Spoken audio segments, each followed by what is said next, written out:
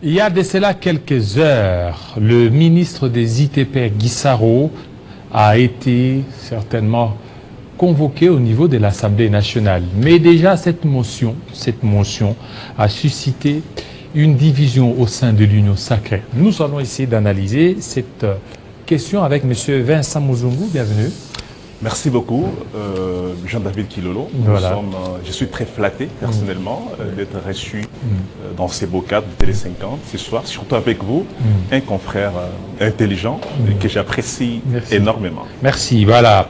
Le plaisir est partagé. Alors, qu'est-ce qui s'est passé pour qu'il y ait ces revirements? Alors qu'on a vu, c'était l'UDPS qui a porté cette motion, et puis, du coup, on a vu les retraits des signatures de l'UNC, du MLC. C'est comme si l'Union sacrée est vraiment divisée par rapport à la motion contre Alexis Guy Sarraut. Alors, très bien. Et un accent particulier, il ne s'agit pas de l'UDPS, tu sais qui dit. Il s'agit plutôt de la mosaïque UDPS. Okay. Et donc, l'initiative est portée par un député national faisant partie de cette mosaïque. Mais seulement, il y a un bémol. Le bémol, c'est qu'un député national ne peut pas se permettre de prendre une telle initiative sans au préalable faire le rapport du contrôle, qui est un exercice parlementaire reconnu dans cette chambre, cette représentation nationale. Et fort malheureusement, ça sent non seulement roussi, mais ça sent une cabale politique qui est montée, cousue du fil blanc, destinée à faire partir un excellent, non seulement ministre, mais un Messie du gouvernement Tshisekedi. Pourquoi Messie? Messie. Comment Messie? Parce que jusque-là, regardez, il y a beaucoup de choses ici qui ne sont pas faites. Hein, des infrastructures, Kinshasa zéro trou, Kalambambouji, presque partout. Donc il y a toujours des grincements des dents. Très bien, moi j'ai beaucoup d'estime à vous, Jean-David Kilolo, pour ne pas vous flatter. Vous êtes un grand journaliste. Merci. Le projet zéro trou, si vous voulez, je vais en parler. Allez-y. Mais voici les éléments. En 2018, le Canada, c'était un pays qui avait l'ambition d'organiser le jeu de la francophonie. Malheureusement, ces pays avaient non seulement boycotté, mais avaient refusé de convoquer ou d'organiser le jeu de la francophonie. Et c'était la RDC qui a sauté sur l'occasion, une bonne occasion d'organiser le jeu de la francophonie. N'oubliez pas que nous sommes en 2018 et en 2020, nous serons confrontés par la COVID-19 qui va frapper tous les continents et la RDC n'était pas écartée. Le président Tshisekedi a émis le vœu d'organiser ce jeu de la francophonie. Nonobstant les tares que nous avons sur le plan infrastructurel, d'où la question était essentiellement posée au patron ayant en charge les ITP, Alexis Guy Sarraut, de mettre en place dans un délai requis les infrastructures de qualité devant abriter le jeu de la francophonie. Parce que vous savez, ces jeux ont compté plus de 3000 athlètes ainsi que leurs accompagnateurs. Il était question de construire pour les comptes des ITP les infrastructures de classe. Quand je parle des infrastructures, je vois d'abord le premier site qui était le stade des Martyrs, où vous avez un stade jumelé, omniprésent, qui abrite 3000 à 6000 places. Vous avez le gymnase du stade des Martyrs. Vous avez également les restaurants, mais aussi les endroits de repos pour les athlètes. Faites un tour au stade des Martyrs, le site est là. Quittez le stade des Martyrs. Faites un tour au stade du 20 mai, Tata Raphaël, communément appelé par les Quinois. Vous verrez que ce stade a été réhabilité partiellement sous les auspices d'Alexis Guy Sarraut. Mais n'oubliez pas qu'en RDC, il y a un problème. Quand on parle des infrastructures, Monsieur Jean-David Kilolo, tenez, il y a un problème criant en ce qui concerne le financement. Mais qu'à cela ne tienne, Guy Sarraut s'est battu bec et ongle pour, n'est-ce pas, vendre la République démocratique du Congo, le pays de Lumumba, devant tous les continents qui, les caméras du monde étaient braquées sur la RDC pour suivre les jeux de la francophonie. Qui n'a pas apprécié? Qui n'a pas aimé? C'était simplement, waouh, ces infrastructures-là de la francophonie. Et nous l'avons hérité. Et ce sont des infrastructures de qualité. Même si les travaux n'ont pas été exécutés à 100%, mais on parle de 85% des travaux exécutés.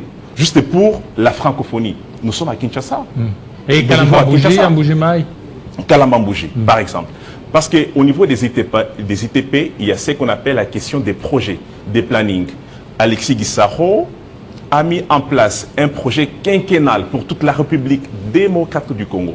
Et faites un tour au niveau des Kalambambouji.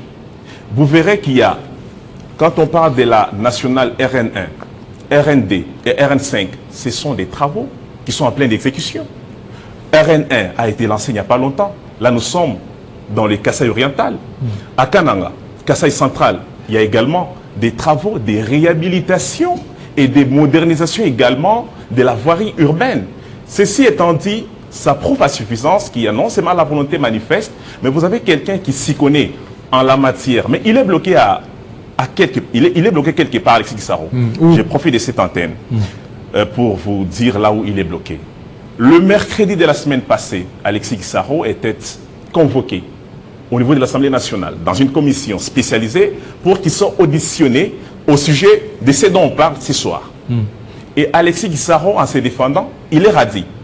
Et cher honorable, je profite de ces cadres augustes pour vous dire que les ITP à Kinshasa bénéficient de 20% pour l'exécution. 20%, du budget. Du budget. Pour l'exécution de ce qu'on appelle le réseau routier. Ce qui n'existe pas ailleurs. Un pourcentage très faible.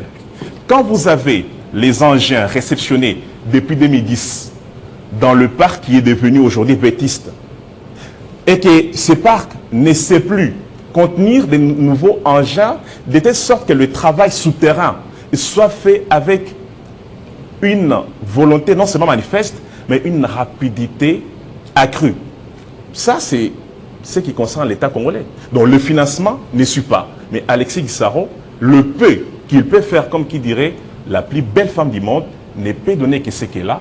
Guissaro a donné ce qu'il pouvait. Quand je parle de la route nationale RN5, mais c'est Bukavu-Kamanyola. C'est pour désenclaver cette partie. Et les travaux ont commencé. Ça, les élus nationaux n'ont pas fait et profil bas.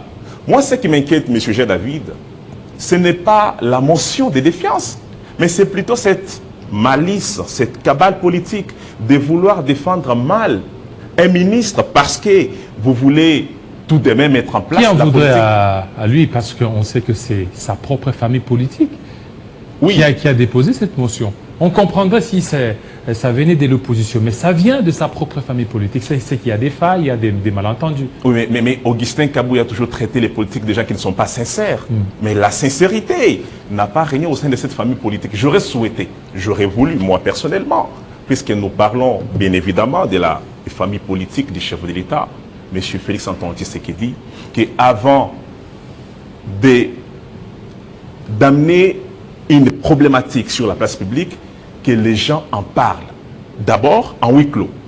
De fond en comble. Voir qu'est-ce qui nous divise.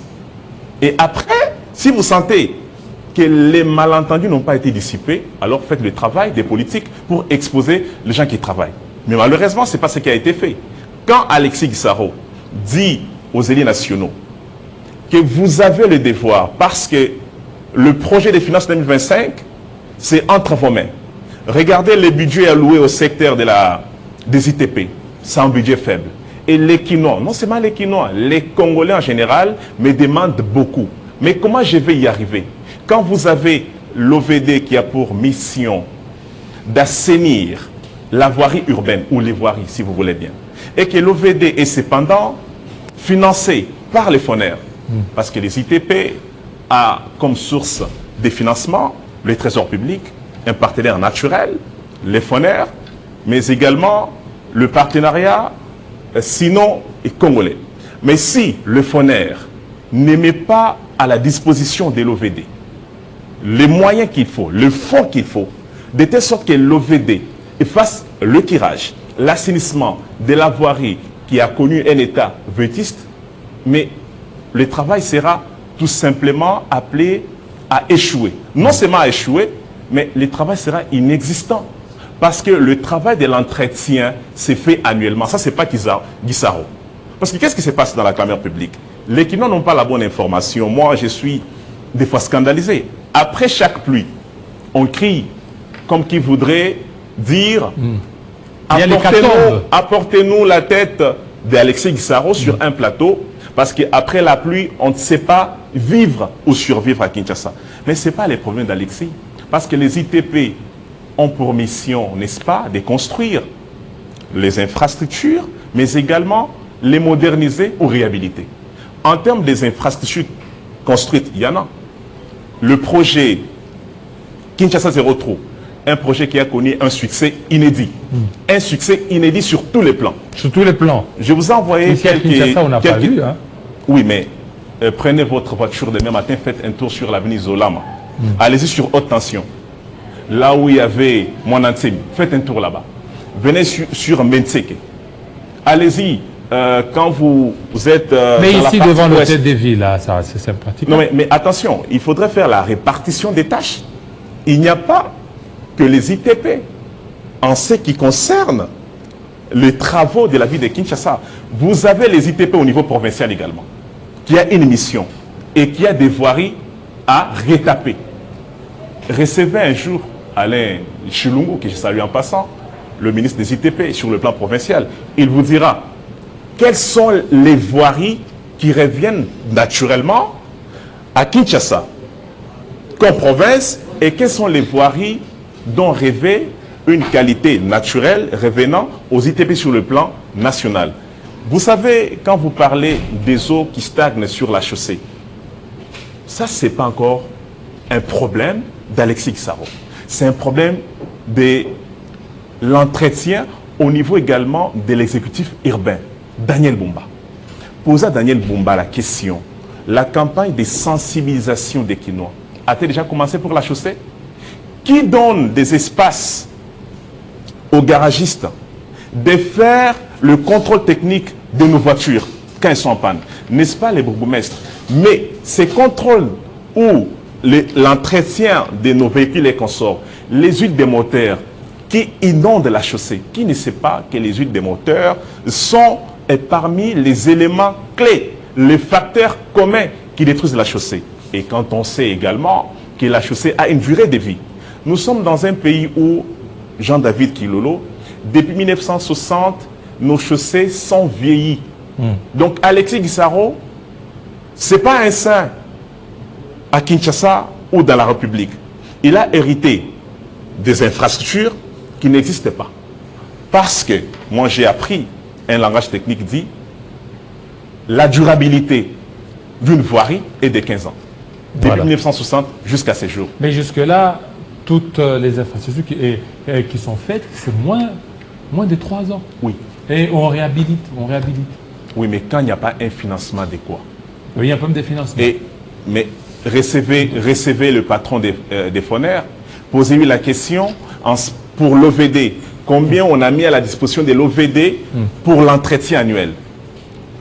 Et dès que vous aurez ces éléments, recevez également le DG de l'OVD et dites-lui, on a mis à votre disposition un budget estimé à tel chiffre. Et pourquoi l'entretien poserait-il un grand problème à Kinshasa? Vous aurez la réponse. Merci beaucoup. Merci beaucoup. Vincent Muzungu, analyste et aussi journaliste spécialisé en communication institutionnelle. Merci beaucoup, chers confrères. Alors, on va parler de la politique tout de suite. Alimassi Henry.